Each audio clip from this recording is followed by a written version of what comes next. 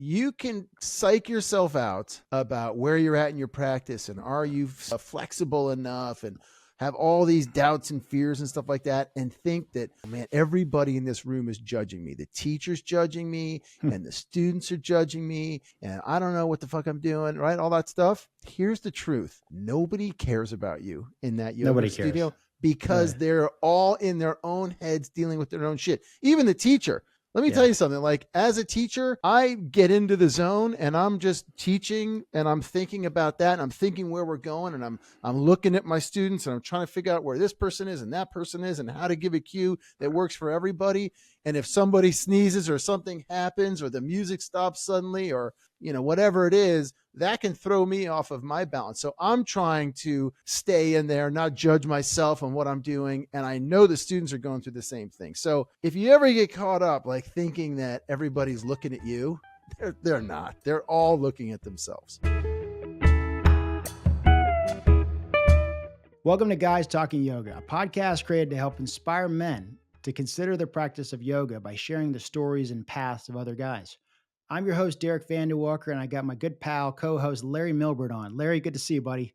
Good to see you, Derek. Thank you for having me. I'm very excited for today's. I guess it's kind of our inaugural episode. We got a couple little ones out there, but this is our first WebbyNet episode. So I'm excited about that, buddy. That's right. First video as well. So we thought we'd kick this season off with really putting out there our advice and tips for starting a practice because we know a lot of guys are hesitant and reluctant to get into yoga. They've got a lot of different questions about where to go, how to start, what do they need? And so we're going to hit a lot of that stuff today. And I think it's a perfect primer and a way to kick off the season for your practice as well as here on Guys Talking Yoga. All right. So Absolutely. Larry, first thing, what's your first piece of advice? Well, I think you have to. Here's what the conversation I have with people when they come to me and they say, I want to practice yoga.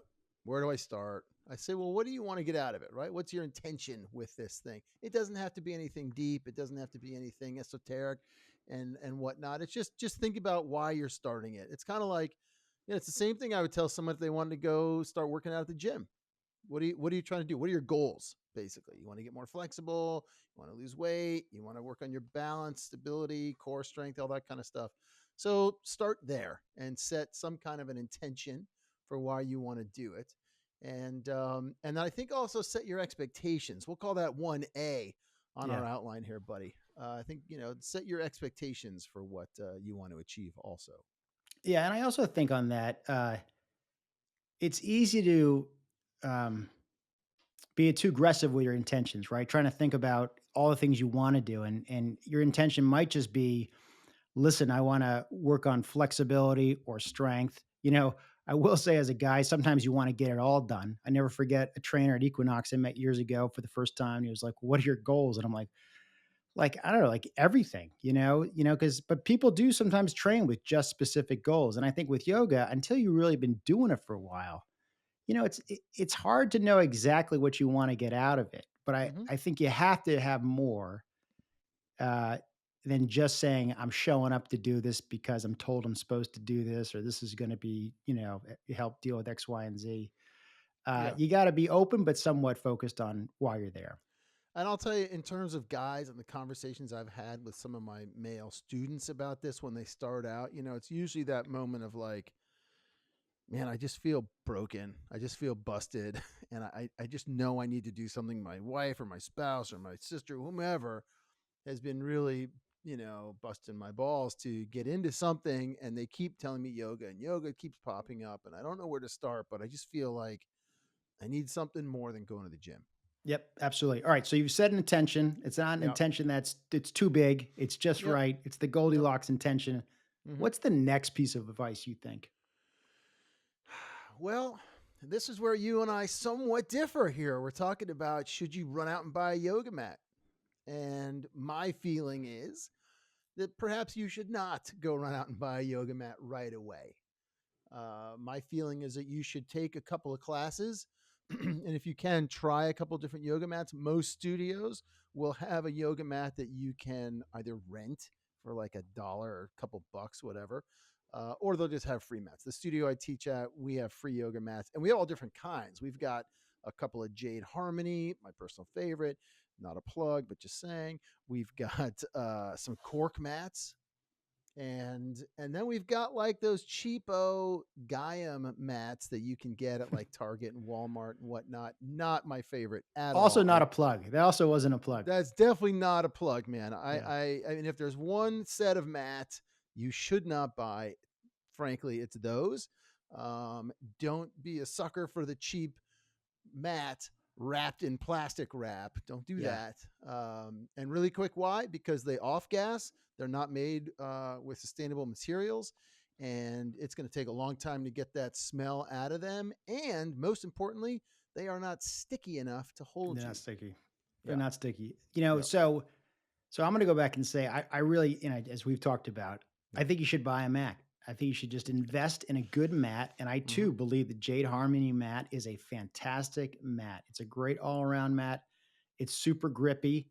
You know, if you're an absolute beast of a sweater and you're in some Bikram class or something that's that hot, you might want a towel as well. But for Yeah. most people, the Jade Harmony mat is fantastic. And if you Yeah. keep it clean and take care of it, it will last a while. You One of the also reasons like why I think, go ahead. you like Manduka mats, right? Those are I pretty went. sticky. I would say that I have a Manduka mat. I have a Manduka Pro. I'm probably Mm. still breaking it in beyond the salt treatment, and all that stuff. Which I think on another discussion we'll have to talk about the various different mats specifically and maybe the Yeah. pros and cons. But what I really feel strongly about buying a mat is that you're committing into actually having your own mat. And I Mm. think when you do your home practice and when you go to a gym, it's nice to know that you got a mat that you like. Because if you go to a gym, sometimes gyms aren't always keeping mats clean. You know, most are doing something to keep it clean. They might ask a student after the class who's just used it to grab a little wipe and wipe it down, but they're not wiping it down like it's their mat. You know, they're Right. just basically doing it, get it done and get going on their day. The other thing is that some of those mats, even if the studio has jade mats, you know, those jade mats get a lot of action in studios. They're going to be wearing down, and pretty soon you're just not going to have a grippy, great mat. So I hear you in the fact it's nice to go to a studio and just and explore the different mats. But I would say, hey, listen, if you're a guy who wants some agency and control and to have some consistency of knowing that your Billy Baru putter is going to always be putting well, like buy your own mat, buy a good one, get a color that you like, and also make sure you get something that you can clean it with, and also something that you can roll it up and keep it in a clean place. You know, just don't just leave it like in the trunk of the car all the time. Don't just throw it in the garage or the basement. You know, just Yeah. like your game stick in hockey or lacrosse, you know, you take care of that thing. So Yeah. I think you should buy a mat. That's my feeling, and you really get to know how you feel on that mat. I hear everything you're saying. My only thought is like, because again, we know guys, we are those guys. You get super fired up for the thing, and you go buy $125. That's what it's going to cost you to get a Jade Harmony mat when you're all said and I think done, it's a little right? high. I think it's a little You think high. it's a little high? Okay, Yeah, you're at a hundred maybe in dollars. Monaco where you're doing your summers, you You're might be a little high. But I you're think you're at a most hundred people, it's dollars. $85 plus tax and shipping. But I that's not mean, okay, 120. okay, okay. 100. Well, no, if you get Just the call if it you're just call it $100. Let's just meet if in the you're middle. Say it's hold on a sec, $100 all in. All because they right. have two sizes. If you're a tall, lanky drink of water, All right. you got to get the 78 inch. That's All right. over, right? Okay. I know, The but you're point not is, speaking. All right. Okay. Go ahead. Go ahead. the point is, you get all excited. You go buy $100 mat. You take one class, and you go, "Holy shit! I'm not flexible at all. I can't do this. I don't know what they're saying. I'm not going to go back to yoga." And the thing sits in the corner, right? So I'm just saying, just a couple classes. Just dip your toe in, try it out, and then definitely go buy a mat and buy some kind of a carrying bag, whatever it is to carry the thing. Is like you said, you definitely want to take care of it. I Yeah. mean, the Uh, Yoga mat I just retired was 10 years old. They will last if you take That's care a of them. lot of that's a lot of down dogs actually. It is a lot of dogs. Yeah. So I would say, by the way, I think if you're really into yoga and you do it a lot, you should probably rotate your mat. Uh, Mm. you know, for not only for grip and safety, but also just the micro. Even if you clean and wash your mat, it just gets dirty, and at some point you should donate it to that place next to your workbench that you can stand on, or some place where you want a little more extra grip. Yeah. Um, all right, so we should hit in the future more of a deeper dive on yoga mats, yoga mat care, carryalls, and all that stuff. I All right. think you and I could have a good yoga mat throwdown episode. It sounds like. But I mean, I can tell we're gonna have strong opinions about this. So let's move on though. What's the Yeah. next piece of advice? Beyond intention, beyond a mat, Mm. or how about just if you're not gonna buy a mat, jumping to do you go to a studio? Do you do online? What are your thoughts about that? I would say ask around, ask someone that's been into yoga and find out if there's a couple of studios in your area. If you are anxious of jumping in person, there are some great resources online, and we can dive into those in a second. Or once you do get a line on, like, hey, I think that studio is supposed to be pretty good, I would call them up. You could certainly start with like a basics class or a yin class or a restorative class. But if you're really a total newbie, you may do well to call and say, how much is a 1 hour private? I don't know a damn thing about yoga. I just want to come in and I got to learn something, right? And sit through a private with somebody. If you're someone who's not self conscious, basically, and you want to just jump into a class, then jump into a class, but no expectations, right? Like go into this thing, just open your ears, take your time, move slowly, and you'll be fine. Or take the private, one or two privates. I've had many guys or women that I know have come through me. They take one or two privates, and then I say, okay, now it's time for you to go to this restorative class that I teach. Start getting used to what the cues are that teachers will give you. And that's where I would start. Or do the thing online. Yeah. And you could start with yoga with Adrian, you know. I, I Uh, I would say, listen, my thoughts are people should go to the studio first, find a good studio locally, and here are my thoughts on it. Number one is you're gonna feel like more inspired to do the whole class and finish the class if you go to a studio versus just trying an online thing cold, having no perspective or context. Um, Also at the studio, you'll get a sense for just the vibe in there and the teachers. And if you go to that studio and you don't love that teacher, chances are there's more than one teacher at that studio. You can try out some others. And then I do think eventually just hiring someone to do a private if you got those kind of funds. But I mhm. certainly think going to the studio and saying, hey, when you check in, say, listen, I've never done yoga before. And then that way the instructor, who's usually the one checking you in, the one who checks you in, it's not like most studios have like a receptionist who's there full time. It's usually the instructor doing all that. They'll know that you're new. They'll give you some direction. They'll keep an eye out for you out during class. They'll stop by during class and make sure you're getting your cues and that kind of thing. So I really think it's good to go to a studio class. Also, I think it's good for the studio itself to know that they're reaching a new person in the community and helping them to really bring yoga to more people. Um, Online yoga, I think there's a lot of great options out there. Yoga for Adrienne's great. It's all ad support. It's free. She's been doing it for 15 years. Men and women all swear by it.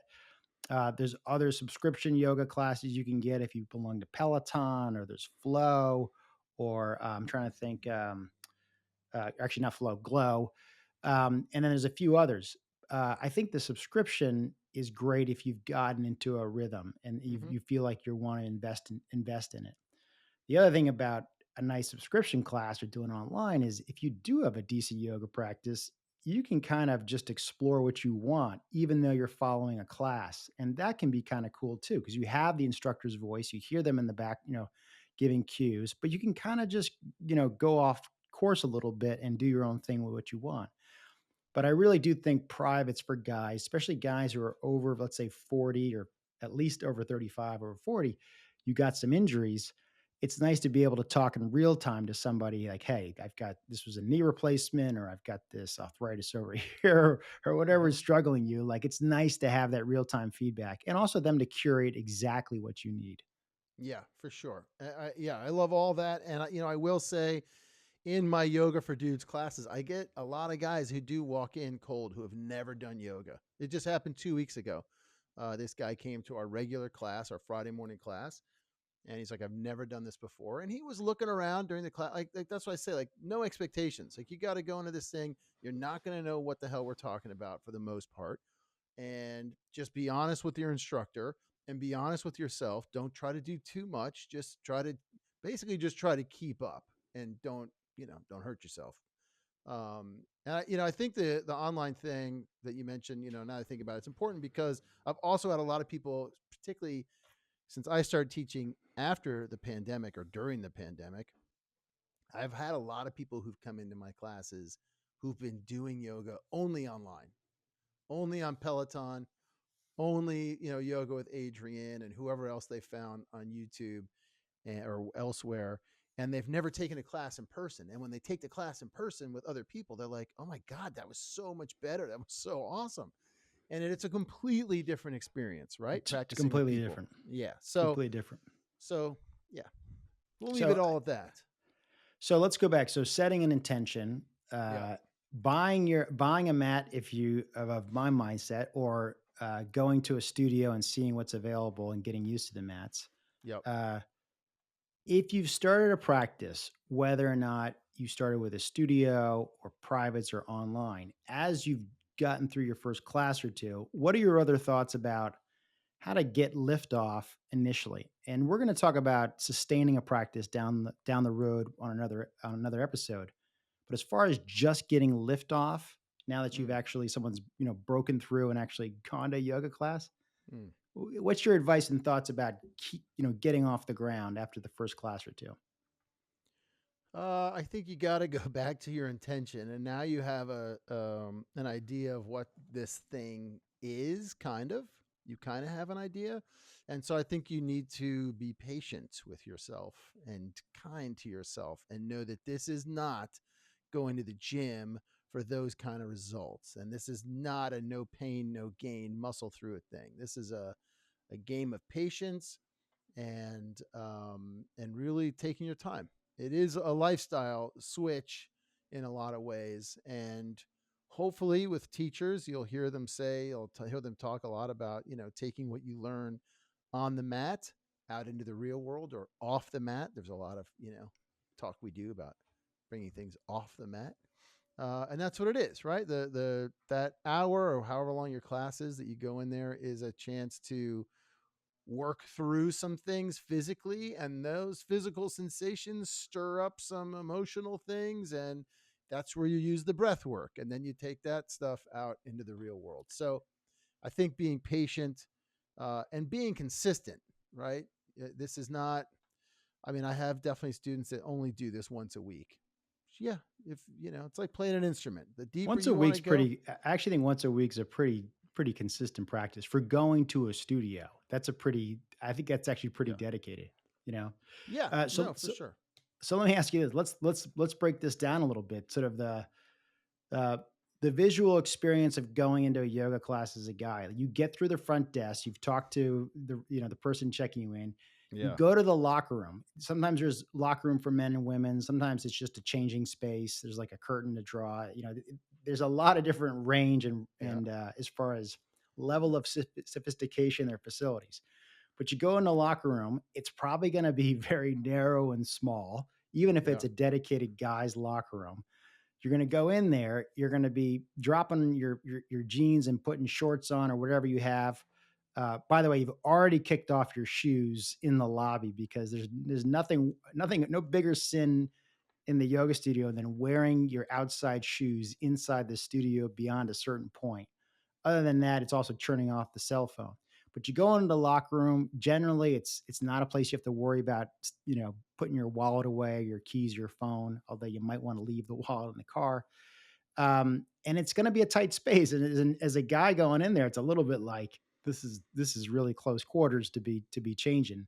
Mm. But you get in there, you hang up your stuff, you come out, you're in a t-shirt and shorts. If it's a crazy hot class where it's, over 95, there'll probably be some guys, without the shirt on, which, is aggressive if this is your early class. It's more aggressive if you're the kind of guy who's had the dad bod for 15 years, but there's some guys in there just throw off the shirt, and let it all hang out and do the practice, because it can be sweaty. But I think most guys are probably still holding on to a t-shirt or something like that, and they got their shorts, and they get in there and they either carrying the mat that Derek told them to buy, or they're going in there and they're walking in the room and they're finding out what do they need. They need a mat. They're usually watching. You're watching other students. Oh, so they Yep, grab a belt, they grab blocks, grab a mat. Maybe they get a blanket. And then you find your space and tell it, Larry. What's it like? What suggestions would you give to a guy on you walked into a room, you grabbed your mat. How do you find your space?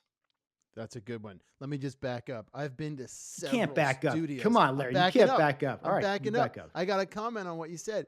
I've been to several studios over the last 25, 30 years. I don't think I've ever been to one with a locker room, quite honestly. Really? Well, Yeah, a I've locker lived in room, no. ritzier Usually it's towns. like, I've lived in ritzier towns. Come on. yeah, I think you have. I mean, we had like at the studio in I mean, like a Litchfield. changing room, like a changing room. Okay, there's like maybe a changing room. I wouldn't call it a locker room, but it's like maybe a changing room, and maybe it's just a bathroom. We just have a bathroom, and our bathroom's like across the hall. We have two, we have a men's and women's bathroom across the hall in our funky studio in Connecticut here, and so mostly I'd say go dressed in what you're going to practice in, right? And maybe throw an extra t-shirt in your bag or something. If you really do work up a sweat, you can throw the t-shirt What on. if you're coming from You know. work though? Well, then be prepared to change, in a locker room, I guess. But it's a In small hockey, we space. called it a locker room. No hockey player called it the changing room. Well, no, for sure. I'm just saying, I've never been with like a big locker room. That's what I picture. It's like a big room. No, Anyway, no we're question. digressing No with this question. thing. Okay, All here right. we go. So yeah, I would go right up to the teacher once you've checked in with whoever. Maybe it's a receptionist, maybe it's the teacher, and say, "What am I going to need today? What props am I going to need today?" Now, if you get a teacher like me, they're going to say, "Grab whatever you think you're going to need," because I don't really quite Which is know. the I don't. worst. I don't Which know is where the we're worst going. answer, Grab right? grab everything. But I'll tell you this: I when I do have new students in my class, and we talk about props, before we do anything else, I don't care if everyone else is sitting there waiting, I will take 10 minutes and show them what each prop is for. And so we'll do a little thing on the blanket, the blocks, the whole deal. Okay. Then You we'll mean at the start start of the class. class? You mean the start of the Start of the class with everyone? as people are walking in. Yeah. And I don't care if like the nine other people are sitting there watching because they need to hear it again anyway. But I want to make sure that that new student knows what each prop is for and how they're used and how they could be used and that they should be used if they need to. Let's just real quick on props. Like it is not a sign of weakness if you need to use a yoga prop, right? You back me up on that? Yeah, Yeah. absolutely. And Okay. I think we're going to hit props, Yeah. all kinds 100%. of prop stuff that we're going to talk about later this year. But I do Totally. agree that like for a guy, if you've been told to grab a prop and a belt by the instructor, like everyone else in class, or even the instructor knows that you've had a knee issue and they say grab a block, Yeah. go get the block or get the Yeah. prop that they've told you to. And Yeah. then even if no one's told you to get a block or a prop, if the entire class is going to get one, Yeah. chances are you're going to have to get up in a few minutes during the start of class and then Yep. go get that stuff. And you can usually tell the students in a class who come to that class regularly, and you can say, "Hey, what do you think? What do you think I need today?" Right, in terms of props, or you can ask them whatever question you want for the most part. And but where to go, where your spot is in class, that's kind of up to you. Frankly, I'm a front of the room type of guy, Yeah, so but I you've like been to be doing right up this for front. 20 years, right? No, that's very true. And I guess You're, my let's go early back. You're the days. first. This is like the first class for a guy, and he's looking Yeah, around like I'd be in the back. I'd be in the back. he'd be in the back. Why I'd does be in the the back back row. tend to work for new guys? Well, the nice part about the back for new guys is that you're out of the way and you can watch what other people are doing. And That's right. you can take cues from the guy next to you or the guy in front of you, and just feel your way into this thing. So, yeah, maybe grab a spot in the back or maybe the middle row. Again, a good teacher is going to come around during class and they are going to give you some guidance or a little helping, you know, bit of instruction here and there. So, yeah, go where you feel comfortable. That's what I would say. So by the way, do you put your mat up against the back wall? Where do you put your mat if you're in the back? What No, kind of no. space do you give yourself from the back of the You wall got to give yourself, I would say, at least a foot in all directions if you can. Right. if you I can? mean, if you're in a big city and you go into a popular time in a popular class, um, then no, that's not gonna, you're gonna be mat to mat. It's gonna be real tight. Um, Basically, if you're lying on your back and you need and you basically can you do a snow angel? Not that you're doing snow angels, but like you need to be able to spread out like that because you might be moving in those directions. yeah. But sometimes the class, like you say, at a popular like New York, Boston class, San Francisco, LA, Hmm. sometimes the real estate is crazy tight. And Yeah. so what what would you say to a guy who's walked into his first class? Like I'll never forget Baron Baptiste, one of my early classes in Boston about over 20 years ago. His class was packed, totally packed. And I remember getting a little bit annoyed that basically you had very little space between your mats with your Mm. folks. What advice you give a guy about how to work through that stuff or just be able to roll with Well, therein is the practice, Derek. it? Right? True, but I'm I thinking mean, like this is a guy who yeah. might just walk out because he's like, Right. I Yeah, I have know. no space in this place. You find your space. I don't know. I don't know what else to say. Like you got to find your space and know that it could get tight and don't get frustrated.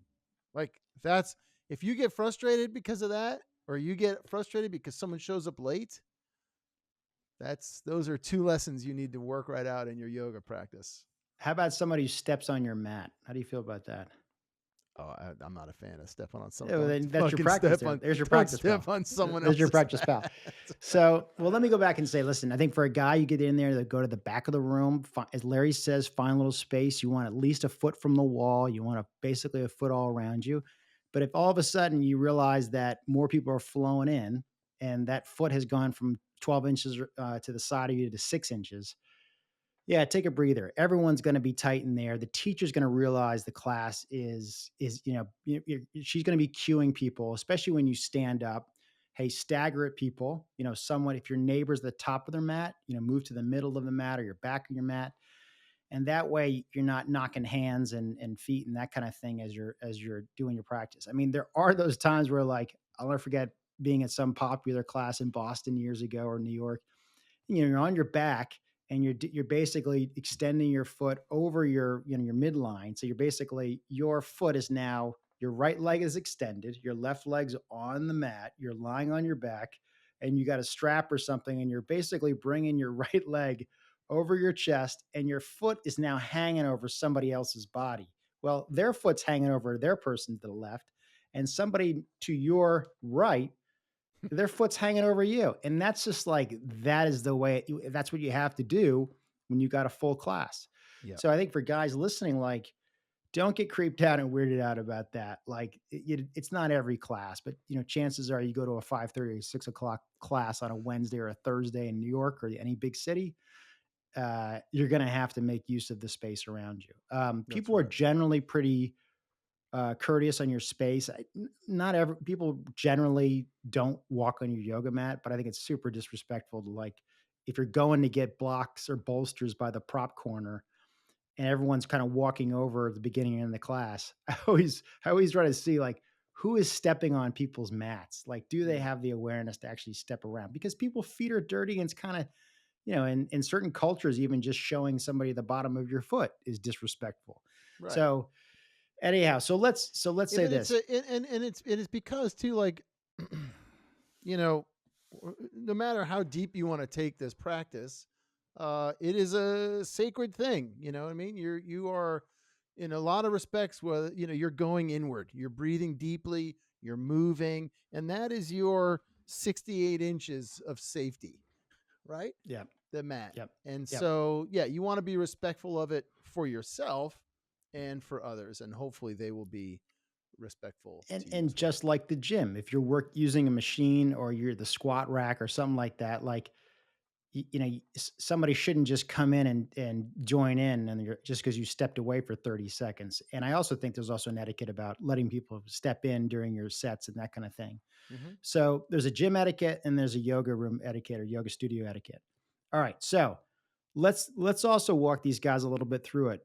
Typically at the start of the class, not every class, but let's say it's your typical, vinyasa flow class, you're probably starting in mountain pose, and they're taking you through a series of Surya Namaskar, basically a series of standing movements, and Sun it's usually salutations. the sun salutations, right? Surya Namaskar A, Surya Namaskar B, all that kind of stuff. Hmm. I think for a moment I forgot what is the English version of the English translation. So, sun salutations, right, Hmm. is really there to warm up the body and get the breath, with the breath connected to the body. Sometimes classes they're going to be moving faster than probably the warm up you need. Hmm. It's okay to slow down your own pace and work on your own pace and rhythm, because chances are on those sun salutations there's going to be 2 or 3 reps through that cycle, Hmm. so it's not like you're totally missing out. And then there's probably some sort of you know balance work that's going to come sometime after the warm up. Hmm. And then typically if you're doing a lot of forward folds, there'll probably be some back bends later on in the sequence. And for the most part you're going to get a lot of your quads, your tris, your core, your feet. You're going to probably have a lot of hitting some of those muscles, uh, a lot of repetition through that. Most classes are not doing a lot of headstands and shoulder stands. I know a lot of top teachers feel like it's super high touch. It's hard to monitor a class safely when there's a lot of people in the class. It might be a specific workshop that's a couple hours long on a Saturday or Sunday to show you how to do headstand or shoulder stand. But most yoga classes these days do not have the time or the luxury to take people of a great range through headstand and shoulder stand. So the class is going to be mostly standing poses, some sitting poses, some back bends to kind of counter poses. And then hopefully there's at least a 5-minute shavasana at the end. I mean, Hmm. Larry, would you say that's generally the kind of experience you think most are getting at a yoga class? Yeah, I would think so. If it's a typical flow class, I think that's pretty much exactly right. Yeah, for sure. And it's two things in there. One, yeah, the headstand, handstand, shoulder stand situation. I have not taught a lot of that stuff at all, and I don't remember seeing or being in a class in the last several years where that's been taught. But I remember in the mid '90s when I was practicing in LA, you'd have a room of 40 people with one teacher going around trying to monitor your handstand against the wall, that kind of stuff, or Yeah. your shoulder stand in the middle of a room, or your headstand, and you're like, is my neck supposed to feel like this, dude? So yeah, that's an interesting thing that they don't much anymore, but they are super powerful parts of your practice that if you get into it and you can go learn those things, you should do it. The other thing I was going to bring up real quick, socks. I get students who like to Oh wear their yeah. socks, and so that could be a question. Should I wear In my in the socks studio, in the on studio. my mat during my practice? And I always try to discourage that I do. Yeah. because your feet are already you're already I don't care who you are, your balance is fucking terrible and you're not in touch with your soles of your feet. Okay? You wear shoes all day and all that kind of stuff. So the uh the socks already are not going to help you ground down into the mat properly. Lose the socks. Don't worry about it. Everyone's got bad feet. Which leads me to one other thing, Derek. I gotta hit while we're in this part. Yep. You can psych yourself out about where you're at in your practice and are you flexible enough and have all these doubts and fears and stuff like that and think that, oh man, everybody in this room is judging me, the teacher's judging me and the students are judging me and I don't know what the fuck I'm doing, right? All that stuff. Here's the truth: nobody cares about you in that Nobody yoga cares. studio Right. because they're all in their own heads dealing with their own shit. Even the teacher. Let me Yeah. tell you something. Like, as a teacher, I get into the zone and I'm just teaching and I'm thinking about that and I'm thinking where we're going and I'm looking at my students and I'm trying to figure out where this person is and that person is and how to give a cue that works for everybody.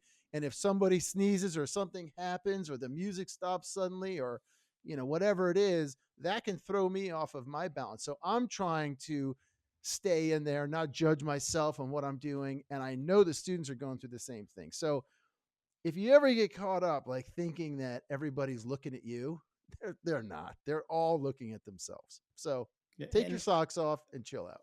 yeah, I think it's a great point as well. And I think, listen, there's nothing wrong with, and I do it all the time when I'm in somebody else's classes. If you didn't quite yeah, hear a cue from the instructor, great. It never hurts to just look around and make sure, like, are we on the right side now or the left side? Yeah, So, and even the teachers in there will get cruising and they'll forget to come back to the left side on the second totally. set, so Right. they'll do the right and a left and then a right and then they move on.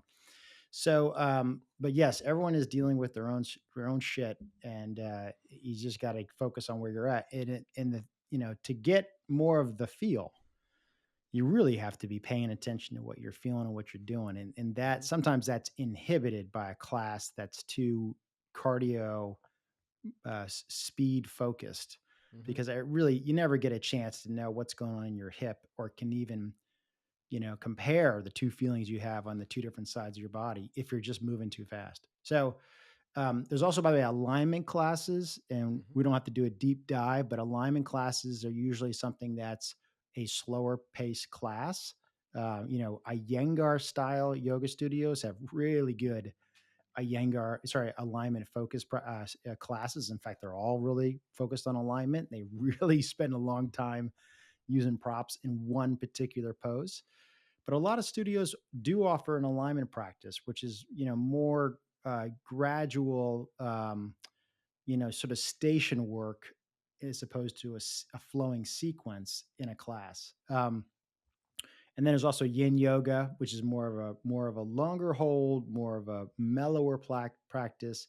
And then the super mellow practice, which is sort of common on Friday evenings, is restorative. I mean, that's just like you Yeah. put your leg over a bolster and you're almost on the borderline taking a nap. Yeah. Um, the last thing I would sort of throw out there when it comes to shavasana, it is very easy to, once you get into shavasana with the class, the teacher says, "All right, everyone, lie back, relax." It's very tempting to want to boogie out of there. And I think if you're a guy who doesn't have much of a practice, you're probably thinking, "I'm getting nothing out of just lying here." Number one, I think it's a little disrespectful to get up during shavasana and leave. I think some yoga instructors are like, "Hey, if you got to go, all good." I think you should stick it out and hang in there. And Yeah. if it's a matter of racing to get to the shower first, so you don't have to wait for the four other people in the changing room, that's not the intention. But the nice thing about shavasana is you really get a chance to just breathe and check in how you're feeling. And if you've been working on strengthening your hip after a surgery, or you had an Achilles issue that you're slowly working through, or you just want to feel how you feel in your body, you're really kind of tapping into the nervous system. I mean, all Hmm. the work that you've done is really just to get you there and have that awareness. Yeah. So do it for yourself and learn to chill the hell out and stay in shavasana, at least for the duration that the instructor has given you. And sometimes they'll say, if you want to stay longer, feel free, if they don't have a Yeah. class coming in. Yeah. Yeah. I would say let's bookend your class. Show up early. Not don't show if the class time says it's 8 a.m. You're not showing up at 8 a.m. You're showing up at 7:45 to 7:55 The latest, the at the latest, latest. I'm like a the latest. 20-minute, sometimes 30-minute early guy. It's Especially if not you're uncommon, new, especially if you're right? new. Like roll in, take your time, find your spot. Once you claim your spot, that's your spot. Do whatever little stretchy stretch thing you want to do. Get in the zone, schmooze with the teacher, whatever the other students. Great, fine. Do not show up when it says the class starts. Not okay. And don't come 5 minutes late. People do that, and Yeah. that's whatever. You're running late. I get it. I understand, right? But as the teacher, we make an effort to get there 20, 30 minutes to set the room, do the whole thing. And as a student, like I think it was Johnny or was it Brian Cast? I think it was Brian Cast who said, "Don't bring your shit into your yoga practice. Yeah. Don't bring your hustle and your bustle into class and come late and or right at the time. You know what I mean? Like just be respectful for yourself in your practice. Forget everybody else. How about just you?" At the same, so I'll say for guys who are new, so by the way, great points. I totally believe you gotta check your shit at the door when you come in. when you're new to the practice and you're going to a studio, especially if it's your first time, you, you don't want to be one of the last guys putting your mat down in the classroom because you'll have zero choice on Oh yeah, space. right. And if you're a guy, you will probably get annoyed and have a negative opinion about the class if you're jammed up in the corner near the door or that kind of thing. The Yeah. other thing is sometimes yoga instructors can be a little late, meaning like they're not as there as early as you want to be. And you've got the super type A yogis who are like there way early and they're Yeah. waiting for the teacher. At the same time, the teacher has a life too, and they're, so they're scrambling. So kind of people learning to just, have non-judgment through some of this stuff and Yep. see what they get out of it. Sometimes the classes are start crappy and they end great. Sometimes Yep. they end great and they kind of flatline. Yep. Sometimes they're great the whole way through. Two more things in this that I'm gonna drop in here, and then we move on. First is, your yoga teacher is also human. And so if you don't connect with them the first time, they might have had an off day. So give a teacher two or three times and see if you vibe with them, and then Good try advice. other people. You should definitely try a lot of other people if you can, because you will resonate with somebody, or they will just say things in a way that resonate um, better for you, and then you'll have more of a connection to your practice. That's the first thing. The second thing, along with the socks and the chilling out and showing up on time, it's a common thing. We've all got our digital life now. If you wear a smartwatch, I would highly recommend, if you can, for 60 minutes, Take it off. removing the watch and setting it in your shoe somewhere else. I can't tell you. I teach at a company a couple times a week, and they all wear a smartwatch. And I can't tell you, in Shavasana, we've just done all this work, and somewhere in Shavasana, someone lifts up their hand and they check a text or whatever the fuck thing. I don't wear one of those, so I don't even know what you're getting.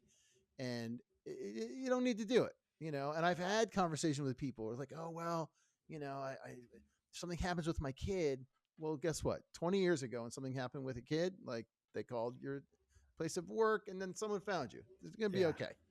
60 minutes, you're going to be okay. Take the watch Yep. off. Yeah. All I right, agree. moving on. All right. So we've basically we talked about starting an intention. We talked about buying a yoga mat versus seeing what the studio has and getting to know what other mats that are out there and trying some mats out. We talked a little bit about getting a practice started, whether it's with the studio, whether it's online or with a private. I think you and I are totally on the same page. Is like, we're similar aligned rather on the fact that go to a studio, support the studio, explore. 9 times out of 10, you're probably going to meet an instructor at some point who you do want to invest in privates with. Online classes can be great too. I think they're a challenge for people who are just stone cold, not used to doing yoga. I think it takes a certain motivated person to really get into a steady practice just doing stuff online. But Yoga for Adrienne's a great place to shop around Mm-hmm. and find something that just what you're looking for. 20 minutes, 30 minutes, that kind of thing, and then take it in from there. I think Moving you've got another friend, I believe, who has a YouTube presence these days also. Who's a guy? oh, Yoga for Dudes. Larry Milburn, check it out. Yoga for Yoga for Dudes. Dudes. Yeah, Yoga for Yeah. Dudes. I just recently launched the YouTube channel, guys, and I've spent this first 18, 19 videos or so breaking down this PDF guide that I have, which are like beginning poses for dudes. So each episode right now is basically like, I'll just focus on Warrior One or Shavasana corpse pose, or forward fold. So you can go to that Yoga for Dudes on YouTube. And if you can't find it on YouTube right now, you can just go to yogafordudes.com, hit the link, and it'll take you there. But yes, I'm And offering we'll also those put the types of links videos in the too. liner notes. So Larry, thanks for Yep. mentioning that. No problem, buddy. I Um, appreciate it. I knew you were getting to it. I just, wanted I was totally getting to it. I was to. building it up. Yeah. So I think you hit before earlier being patient, Mm-hmm. being consistent, learning to be a little bit humble with the fact that these things are not going to come easy. Balance work is hard. If you're wobbling, your balance is not great. There's clearly the work to be done. And I Mm-hmm. guarantee if people work on this stuff, they're going to be crushing Warrior 3 standing on one leg, and they're going to be feeling like a rock star because from their toes through their feet, through their legs, to their hips, to their back, to their core, they're learning how to crank on all sort of lines Yeah. and hold that pose. And again, like that is not the goal. The goal is learning to really develop your practice no matter where you are in a pose. Mm-hmm. So even if your warrior three is you with two hands on the wall and your standing leg is your left leg, your right leg may be like 2 feet off the ground behind you because Maybe, you're work maybe, maybe could maybe, be an maybe, inch off the ground. maybe an inch off. And you're gonna if you pay attention to how you feel and where your breath is and what's going on, and maybe you're gonna realize there's different things going on in your right hip and up your back or the left. It's just you're gonna start feeling how to explore on that stuff. So people should just hang in there and know that this stuff starts to really roll once you've been doing it for a while. So, Yeah. Yep. listening to your body, I think we'll just hit that one more time. If you're in pain, you got to learn to back off. Just because somebody else is doing a little bit deeper stretch doesn't mean that is the stretch for you. You may not, your stretch, your pose might really look and feel something entirely different, but that is the edge that you're actually meant to be working on, not the edge that Susan next to you or Dave to your left is actually crushing. That's their practice. Mm-hmm. And then lastly, connecting your breath, your body, and your mind. I think it's very easy to lose your focus when you are worried about injuring or re injuring a back. I know many times I've been in yoga classes where when I was struggling with my stuff, that I was really hyper vigilant about not making things worse. I'll never forget years ago in New York at a Bikram class in the changing room, a guy before class was so stressed out. This is before I had my own back stuff. This was a guy before in the class. He was so stressed out about injuring his back. Like he was already freaking out. We're not even in the class yet. And I really think that you got to listen to where your anxiety is and learn how to back off enough so you're actually aware of the fact that I'm a little stressed, but I'm going to breathe through it. And I'm going to do this, and I'm just going to do this today. Mm-hmm. And so if you've got a touchy Achilles tendon, make sure that tendon's not dealing with tendonitis or inflamed. You might have a tighter calf because you've recovered from an older injury and you're working on that. But make sure you're listening to your body. And if you're breathing hard in a pose, that's not where you want to be. This is so different than high school bench pressing, Mm-hmm. during the fall season.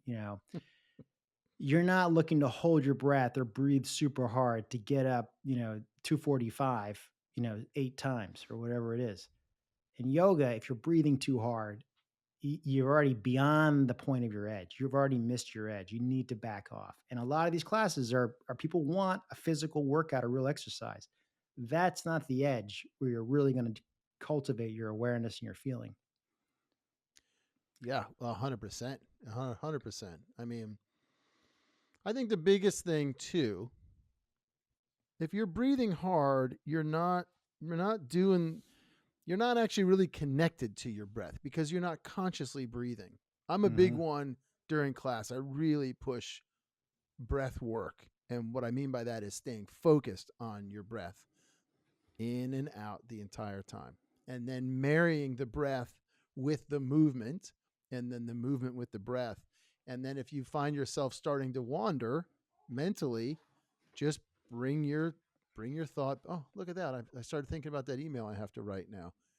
Okay. And just listen to the breath and feel the breath go back up through your nose and out through your mouth or out through the nose, whatever kind of breath work you're doing. But I think that's very hard for people. And the other part of it is hard for people is the realization uh, that if you're not breathing in yoga class, you're not breathing in real life. And that's Right. Because if you're not most of the conscious of your breath there, you're probably definitely not conscious of you're your breath sitting, yeah, you're everywhere doing else. whatever it is you're doing throughout the day, and you're holding your breath and you're holding yourself in a certain way so you don't breathe. And I can see it in classes. You know what I mean? I'm constantly pushing the breath, and like if I don't hear a thing in classes, I'm like, oh man, these people aren't breathing. Sometimes I just have to walk over and remind someone, exhale. Go ahead, and exhale, and they go, oh man, thank you. Yeah. Well, you're just not used to breathing. That's Yeah. all. And Yeah. you'll notice, and I think Derek will concur. This might be the one spot in today's episode where we agree on something. Come on, we agree on almost everything. No, we do agree on almost everything. You will notice, I promise you, the more consistent you are, the longer you stay with this practice, that subtle changes are going to start to happen, and you will start to breathe more. And maybe you're just going to breathe when you walk into the yoga studio now, right? But then eventually you'll start to breathe out in the real world, or you'll learn how to take a breath or whatever it is. And so, the breath is a big part of this thing. And again, let's not forget the aim of yoga, right? Have we actually ever hit the aim of yoga yet? It's the We haven't. second sutra. It's the second sutra, dude. The sutras are like the roadmap that this gentleman Patanjali wrote. Is that how you say it, Patanjali? I had a teacher once Patanjali, say yes. Patanjali. No, well, I mean, what do I know? But I've heard it as Patanjali. But Patanjali. yes, we'll get into the Patanjali. sutras. We'll get into the sutras Yeah, at some point that's as it. well. But the second one basically says the point of yoga is to slow down the thought fluctuations, or however he says it, of the mind, right? However it's translated. Basically to stop thinking so fucking much and just Yes. be. So Yes. that's the whole practice of this thing. Nowhere in the sutras does it say, by the way, you need to be able to touch your toes. There's not one sutra that he wrote that says touching the toes will get you to enlightenment. So they barely even mention asana in there. They barely mention it. Yeah. Yeah. So I'm with you. So anyhow, I think this is a great start for this season. In kind of just teeing up the quick tips on how to start a practice. And a lot of this stuff, for those listening, we're going to keep coming back to and hitting some of these points. Yeah. More specifically in some cases, but in other cases, how it fits into a larger part of your practice.